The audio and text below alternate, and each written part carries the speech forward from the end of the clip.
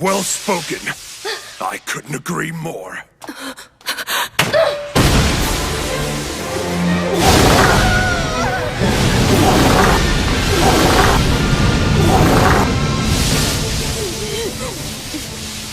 Looks like I can get you on your knees after all. He's using the flint for ignition, and he carved a transmutation circle into his hand. He should have bled to death by now. I seared the wound closed. I came close to passing out from the pain.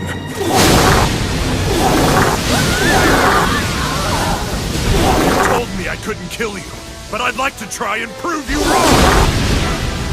So let's see, how many times is it gonna take?